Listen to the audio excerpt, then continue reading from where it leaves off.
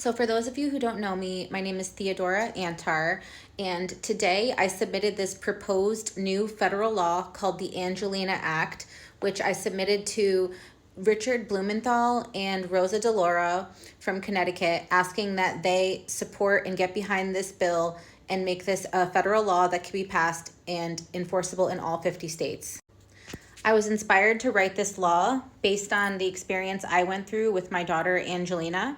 And so we decided to name it the Angelina Act, Accountability for Negligence in Investigations, guaranteeing every law enforcement officer is never malfeasant in abuse cases. So I mentioned the findings and purpose of the act, and Congress finds that 1, child sexual abuse investigations are frequently compromised by developmentally inappropriate interview techniques, particularly for children under the age of 6, and parents who report suspected child abuse often face retaliatory custody decisions in family court proceedings without adequate due process protections.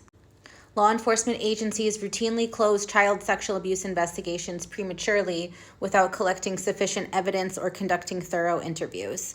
Existing federal and state laws inadequately protect children and reporting parents from systemic failures in the investigation of child sexual abuse. Many victims and their families lack resources to secure legal representation, leading to inequitable outcomes in both criminal and family court proceedings.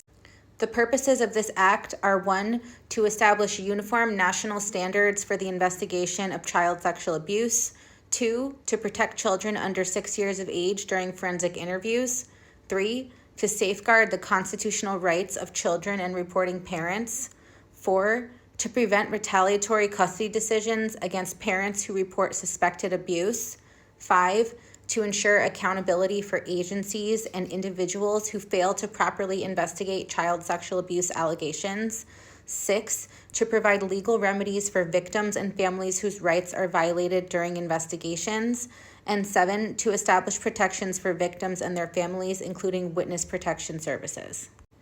There's some legal definitions defined in the bill, such as a forensic interview, premature closure of an investigation, reporting parent, and alleged abuser.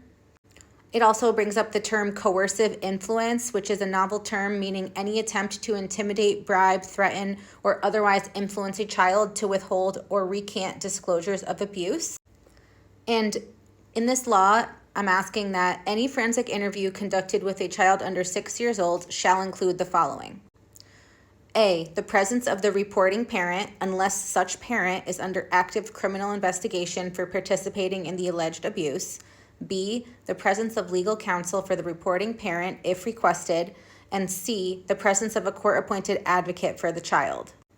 The exception is that a reporting parent may be excluded from a forensic interview only upon a judicial finding by clear and convincing evidence that the parent's presence would compromise the integrity of the investigation due to documented evidence of coaching or manipulation. I'm asking that it be a federal law that all forensic interviews for children under the age of 6 be required to include age-appropriate communication tools, including anatomically correct dolls, drawing materials, play-based interview techniques, and child-friendly vocabulary appropriate to the child's developmental stage. The time limitation is that no interview session with a child under 6 shall exceed 45 minutes without a break of at least 15 minutes.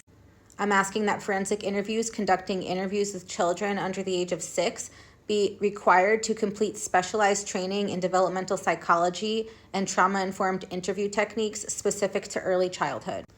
I'm putting in coercion detection, that all forensic interviews shall be recorded and reviewed by a licensed child psychologist with certification in detecting suggestibility and coercion, and a professional with expertise in child development and communication. In cases where coercive influence is suspected, investigators shall conduct periodic follow-up interviews at interviews not to exceed 30 days.